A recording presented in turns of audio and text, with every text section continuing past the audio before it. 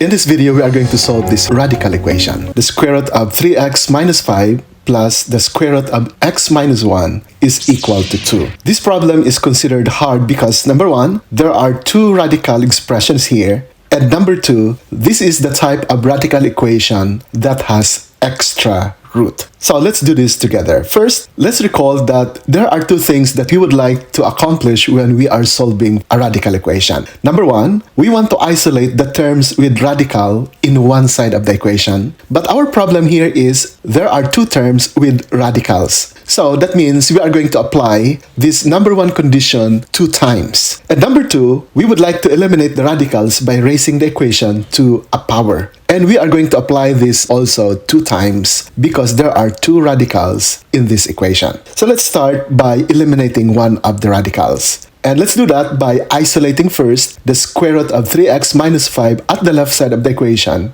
That means all the other terms should be at the right side. Then, to eliminate this square root, we square both sides of the equation, and this is what we have. So the left side is raised to the second, and the entire terms at the right side is also raised to the second. Then this square root and this exponent 2 will cancel each other out. So our left side is now 3x minus 5, but the right side would still contain radical because when we square this binomial, the result would be the square of the first term is 2 squared or 4, then twice the product of the first and the second terms, so 2 times 2 times square root of x minus 1 is 4 times the square root of x minus 1, we copy the minus sign. Then we square the second term. That would be easier because we will be able to eliminate the square root and the exponent 2. So we have x minus 1. Then let's gather all those like terms, and this is what we have. We have this 3x, this plus x here becomes minus x at the left. We copy the minus 5,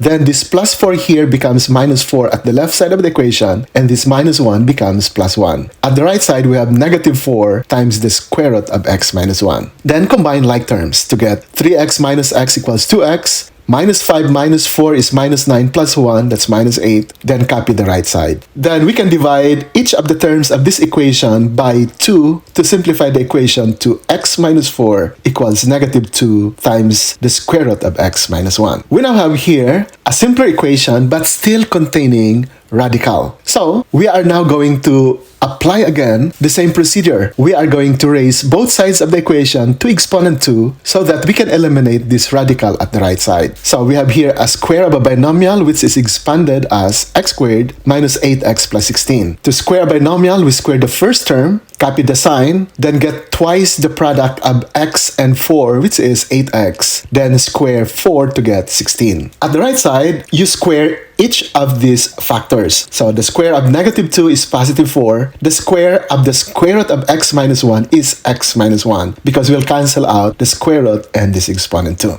Then we distribute 4 to x minus 1 to get 4x minus 4. Then again, we gather all like terms in one side of the equation because we have a quadratic equation here. This 4x at the right becomes minus 4x here at the left. This minus 4 becomes plus 4. All the rest are just copied. And then simplify. Copy x squared minus 8x minus 4x is minus 12x. 16 plus 4 is 20. Then we now solve this quadratic equation. Notice that there is no longer radicals. And we know how to solve quadratic equation. In this case, we are going to use factoring. So we need to find what are the factors of x squared. We know it's x times x. Now, what are the factors of 20 such that when added will result to negative 12? Those factors are negative 10 and negative 2. When multiplied, the result is positive 20. When added, the result is negative 12. We now have two factors, x minus 10 and x minus 2. The product of these two factors is 0, so each one of them can be equated to 0. And adding 10 to both sides of the equation, we get x equals 10 here. And at the other side, we add 2 to get x equals 2. Now, we need to check for extra roots. So we have to go back to the original equation and check whether x equals 10 or x equals 2 or both of them will make this original equation true. So let's take first x equals 10. Substitute 10 for x. So this x becomes 10, this x becomes 10. Then 3 times 10 is 30, minus 5 is 25, so we have square root of 25. Then 10 minus 1 is 9, so you have square root of 9 here. And the square root of 25 is 5, the square root of 9 is 3, 5 plus 3 is 8, which is not equal to 2. This is wrong. So therefore, x equals 10 is our extra root. That is not our answer. So let's check x equals 2. Again, substitute 2 for x. This x becomes 2, this x becomes 2. 3 times 2 is 6, minus 5 is 1, so you have square root of 1. And 2 minus 1 is also 1, so you have square root of 1 here also. And the square root of 1 is 1, the square root of 1 is 1. And 1 plus 1 is equal to 2. And this is correct. So our correct answer is x equals 2. And this problem is now solved. We'll see you on the next video. Bye for now.